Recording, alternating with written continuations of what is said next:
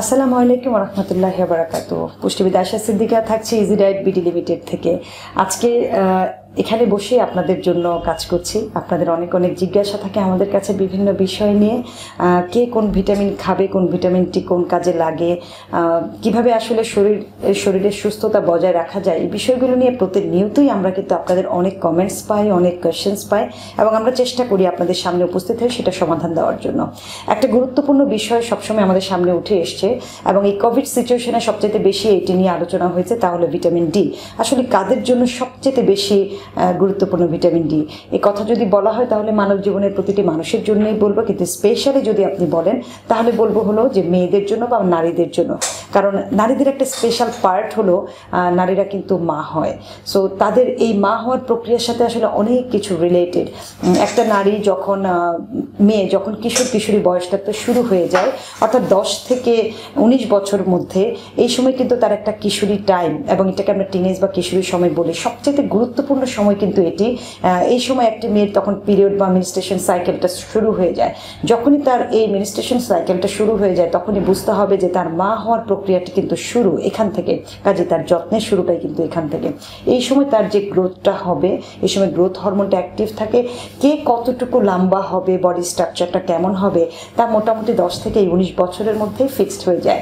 So আমাদের দেশের একটা কালচার আছে, যেমন বিশেষ করে এখনকার ছেলে মেয়েরা একেবারেই খেলাধুলা করে না, তাদের অ্যাক্টিভিটিসগুলো অনেক কম থাকে, যার কারণে হাইটের দিক থেকে তারা একটু কম হয়। সো অনেক প্যারেন্টস আমাদের কাছে আসেন কীভাবে বাচ্চার হাইট বাড়ানো যাবে, মেয়ে একটু শর্ট হয়ে গেলে অনেক বেশি টেনশন করেন।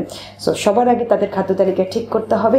নিউট্রিশনের একটা বিশাল পার্ট হলো ভিটামিন ডি, যেটি আমাদের স্কেলেটাল গ্রোথের সাথে রিলেটেড, অর্থাৎ আমাদের হাড়গুলো যত বৃদ্ধি পাবে আমরা হাইটে ততটুকুই বাড়বো। অনেক কারণে এই হাইটের গ্রোথ কমে যায়। যাদের মাসেল গ্রোথ খুব বেশি থাকে, মাসেলের চাপে স্কেলেটাল গ্রোথটা কমে যায়।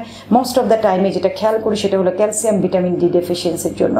আমরা আমাদের চারিপাশের অনেক খাবার থেকে ক্যালসিয়ামটা পেয়ে থাকি, কিন্তু ভিটামিন ডির সোর্স যেহেতু কম, সেজন্য ভিটামিন ডি যদি আমরা আমাদের খাদ্য তালিকায় না রাখি তাহলে ক্যালসিয়ামটা বডিতে খুব ভালো করে অ্যাবজর্ব হয় না এবং আমাদের হাড়ের গঠনটা তখন সুন্দর হয় না। সেজন্য আমাদের প্রতিদিনের খাদ্য তালিকায় ভিটামিন ডিকে ইনক্লুড করতে হবে।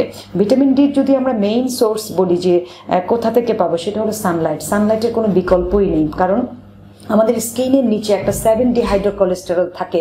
এই 7D হাইড্রোকোলেস্টেরল সূর্যের আলোটা যখন পায় সেটা বিক্রিয়া করে আমাদের বডিতে ভিটামিন ডি উৎপন্ন করে। সেই জন্য আমরা বলি অ্যাটলিস্ট উইকলি 3 to 5 days 20 থেকে 30 মিনিটস 11টা থেকে দুপুর 3টা পর্যন্ত যে সানলাইটটা থাকে তার মধ্যে মিনিমাম 20 থেকে 25 মিনিট প্রতিটি কিশোরী যেন বসে, তাহলে তার এই ভিটামিন ডির চাহিদা কিন্তু অনেকাংশে পূরণ হয়ে যাবে। কিশোরী বয়সে আরেকটি বিষয় খেয়াল করা যায় যে সহজে তারা দুধ এবং ডিমের মতো গুরুত্বপূর্ণ খাবার কিন্তু খায় না। দুটোই কিন্তু ভিটামিন ডি সোর্স। সামুদ্রিক মাছ ভিটামিন ডি সোর্স, কিন্তু আমরা যদি একটু খেয়াল করি এখনকার ছেলে মেয়েরা যে কাজটি করে সেটা হলো এই মাছ জাতীয় খাবারটাকে তারা খেতে চায় না, কাটা বাছতে হয় বা তারা টেস্ট পায় না, যার কারণে তাদের অটোমেটিক্যালি ভিটামিন ডি একটা ডেফিসিয়েন্সি হয়। এই ডেফিসিয়েন্সির কারণে একটি কিশোরী মেয়ের অটোমেটিক্যালি হেয়ার ফল, স্কিনে প্রবলেম, তার হরমোনাল চেঞ্জ হতে পারে। কারণ আমরা সবাই জানি ভিটামিন ডি একটা ভিটামিন, কিন্তু আমাদের বডিতে সে হরমোনাল রোল প্লে করে, আমাদের হার্টটাকে সে হেলদি করে। সো বডিতে যে হরমোনগুলো আমাদের তৈরি হয় বা কাজ করে, আমাদের প্রোডাক্টিভিটির সাথে যে হরমোনগুলো রিলেটেড, তার সাথেও কিন্তু ভিটামিন ডি রিলেটেড। কাজে আমাদের যে মেয়েদের ইনফার্টিলিটি তৈরি হয়, সেই ইনফার্টিলিটির সাথেও ওয়ান অফ দ্য রিলেশন হলো ভিটামিন ডি, যার অভাবে কিন্তু ইনফার্টিলিটি হতে পারে। তাই সাফিসিয়েন্ট ভিটামিন ডি কিন্তু একজন কিশোরীর হতেই হবে, কারণ এই কিশোরী 20-25 বছর বয়সে যখন সে অ্যাডাল্ট হয় তখন সে মা হতে যায়। তখন তার শরীরে যদি ভিটামিন ডির চাহিদা অনেক বেশি থাকে, সেক্ষেত্রে তখন তার গর্ভের শিশু কিন্তু ভিটামিন ডি কম নিয়ে জন্মগ্রহণ করে, তখন সেই বাচ্চার স্কেলেটাল গ্রোথটা কিন্তু খুব ভালো হবে না। এবং গর্ভাবস্থায় অনেক মায়ের কোমরে ব্যথা, পায়ে ব্যথা, এটা কমন হয়, কারণ গর্ভের সময় মাকে একটা নির্দিষ্ট ওয়েট গেইন করতে হয়। কেউ এই ওয়েটটা পারফেক্টলি গেইন করে, কেউ কিন্তু ওভার ওয়েট হয়ে যায় প্রেগনেন্সির সময়। তখন এই বাড়তি ওজনটা অনেক সময় তার বোনস নিতে পারে না, যার কারণে অনেক ধরনের দুর্ঘটনা কিন্তু এই প্রেগনেন্সি পিরিয়ডে হয়। একজন মা যদি নর্মাল ডেলিভারি করতে চায়, তার তার বডিতে পর্যাপ্ত পরিমাণে ক্যালসিয়াম ভিটামিন ডি থাকতে হবে, বিকজ অফ নর্মাল ডেলিভারিতে যে স্টেমিনা মায়ের প্রয়োজন তা ক্যালসিয়াম ভিটামিন ডি একটা পার্ট, সেখান থেকেই কিন্তু আসে। তাই প্রতিটা মেয়েকে বলবো যে ভিটামিন ডি অ্যাটলিস্ট বছরে একবার করে চেক করার জন্য, যদি সেটা সাফিসিয়েন্ট না হয় তাহলে অবশ্যই সাপ্লিমেন্ট সহ ফুডটাকে ইনটেক করার জন্য। আরেকটা বিষয় মনে রাখতে হবে, যে কোনো সাপ্লিমেন্ট আমাদের বডিতে 30% কাজ করবে, 70% আমাদেরকে ফুড থেকে নিতে হবে। আমাদের দেশে যেহেতু ফর্টিফাইড খাবারটা নাই, যদি কোনো মিল্ক বা চিজ, ইয়োগার্ট বা বিভিন্ন ধরনের খাবারে যদি ভিটামিন ডিটা ফর্টিফাইড করা যেত বা পাওয়া যদি যায়, তাহলে সেই ধরনের খাবার আপনাদের খাদ্য তালিকায় রাখতে পারেন। খুব গুরুত্বপূর্ণ একটি খাবার আমাদের দেশে আছে, সেটা হলো আমাদের জাতীয় মাছ ইলিশ। এই মাছটার বৈশিষ্ট্য হলো একটা নদী এবং সাগর দুটো জায়গাতে কিন্তু থাকে। এর পেটের যে অংশটা, যেখানে তৈলাক্ত জায়গা, সেটা কিন্তু ভিটামিন ডি ক্যারি করে, ওমেগা 3 ক্যারি করে। সো আমরা যেটা জানি যে ভিটামিন ডিটা অ্যাবজর্ব করার জন্য গুড ফ্যাট প্রয়োজন। তার মানে ইলিশ মাছটা যখন আমরা খাবো সেখানে গুড ফ্যাটও আছে, ভিটামিন ডিও আছে, এটা আমাদের বডিতে সহজে কিন্তু অ্যাবজর্ব হয়ে যাবে। সো রান্নার তেলটা যদি এমন হয় যে তেলটা ভিটামিন এ ডি ই কে সমৃদ্ধ, তার মানে রান্নার তেল হলো ফ্যাট, তার মধ্যে যদি ভিটামিন ডিটা ফর্টিফাইড করা থাকে, এক খাবার থেকে কিন্তু আপনি আপনার ভিটামিন ডিটা পেয়ে যাচ্ছেন।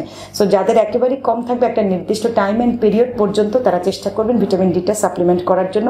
বেস্ট সাপ্লিমেন্ট হলো সানলাইট। সো এটাকে কখনো মিস করবেন না। যাদের এটা মিস হয়ে যায় তারা চেষ্টা করবেন অ্যাটলিস্ট বছরে 3 বার ভিটামিন ডিটাকে সাপ্লিমেন্ট করতে, বছরে একবার করে চেক করবেন। তাহলে কিন্তু দেখবেন ভিটামিন ডির কারণে আপনি ডিপ্রেশন থেকে মুক্তি পাবেন, আপনার বোনসগুলো রক্ষা হবে, সহজে অস্টিও আর্থারাইটিস বা অস্টিওপোরোসিসের মতো ডিজিজে কিন্তু আপনি ভুগবেন না। আদারওয়াইজ প্রতিটা মেয়েই 1-2 সন্তান হওয়ার পরে মোটামুটি 30 থেকে 40 এইজে আসলে কিন্তু এই ধরনের ডিজিজে ভুগছে।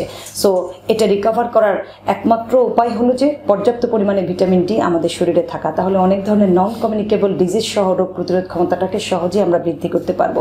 প্রতিটা নারীর জন্য অনেক অনেক অনেক বেশি গুরুত্বপূর্ণ, কারণ নারী সৌন্দর্য প্রিয়, সে তার স্কিনকে সৌন্দর্য চায়, চুলকে সৌন্দর্য চায়।